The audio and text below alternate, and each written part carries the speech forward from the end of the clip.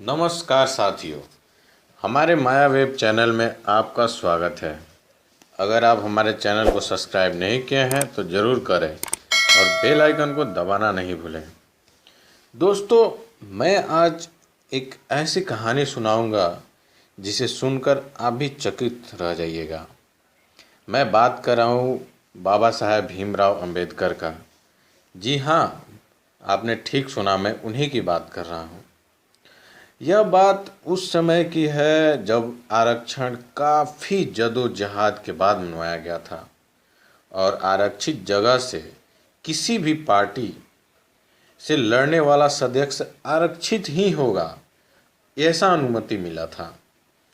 आरक्षित जगह से चुने जाने के बाद वह सदस्य तन मन से पार्टी के कामों में समय बिताने लगा तथा रहन सहन व्यवहार में भी तरक्की झलकने लगी।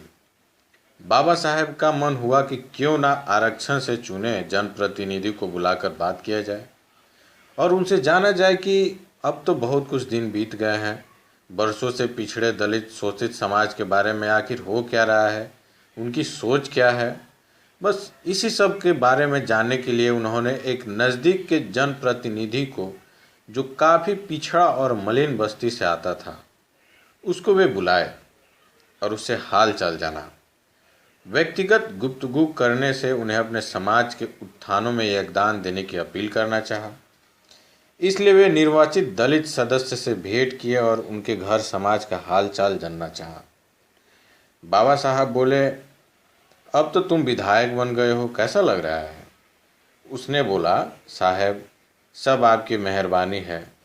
जो मैं एक मलिन घर से अंगड़े के साथ सदन में बैठ रहा हूँ, जहाँ हर अगड़े जात के लोग बैठते हैं, तो और मैं उन्हीं की तरह सुविधाएं भी पा रहा हूँ। मैं अपने बच्चों को अच्छी तरह से पढ़ाऊँगा और परिवार में विकास की अलग जगाऊँगा। बाबा साहब खुश हुए और बोले, ये तो बहुत अच्छी बात है, लेकिन मैं तुम्हें उससे भी ज़रूरी बात आज मैं तुमसे बोलने की जिम्मेदारी सौंपने जा रहा हूँ।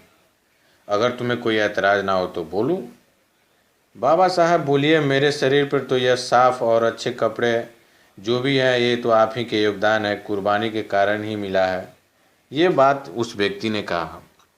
बाबा साहब बोले, ये जो आरक्षण मैंने अपने व्यक्तिगत स्वार्थ के लिए तथा अपने परिवार तक सीमित रखने वाले सुविधाओं के लिए सिर्फ नहीं दिया है, बल्कि मैंने इन्हें उन सभी के विकास और छुआछूत, जात पात, अमीरी गरीबी इत्यादि की डोर को तोड़ने के लिए दिया है। जो मलिन गरीब दलित बस्तियों से जाना तो दूर देखना भी पसंद नहीं करते, आज तुम सही माने में मेरी उस दलित मलिन बस्तियों की इज्जत करते हो जहाँ से तुम उठ कर आए हो।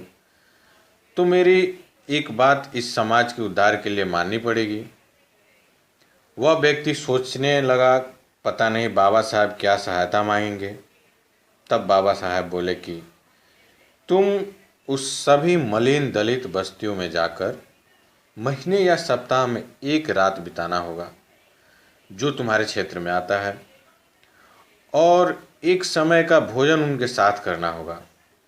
यह बात सुनकर दलित प्रतिनिधि असहज महसूस किया और हिम्मत करके बोला, बाबा साहब, पार्टी बुरा मान जाएगी और हमको अपने साथ उठने बैठने भी नहीं देगी और बाहर भी कर सकती है। इसके बदले मैं कुछ धनराशि की सहायता भिजवा दूंगा। यह बात सुनकर बाबा साहब चौंक गए और बोले, आज तुमको पार्टी और उन लोगों का डर सता रही है जो कभी अनारक्षित सीट पे तुम्हें और तुम्हारे समाज के लोगों को कभी टिकट नहीं दिए, यहाँ तक कि मंच पे भी चढ़ने नहीं दिए। अगर वे तुम्हारे बारे में सोचते तो क्यों नहीं तुम्हें आरक्षित क्षेत्रों से चुनाव लड़ने दिए?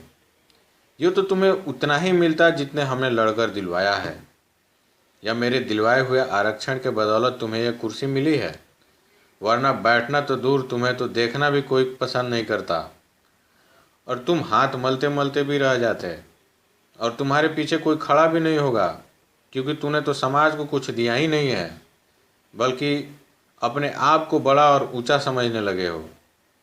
जाओ, तुम्हारा सहायता राशि किसी काम का नहीं, जिससे वह समाज में परिवर्तन देखने को तल्लक ना हो।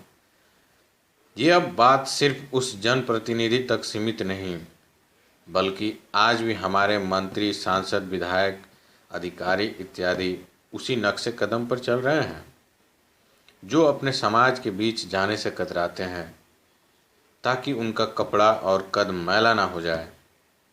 ऐसे लोग उस मुकाबिर, अपाहिज और बहरा से गुजर रहे हैं जो सदन में, सार्वजनिक जगहों पर, मंचों पर मुकाबिर, अपाहिज और बहरा होने का रोल अच्छा अदा करते हैं।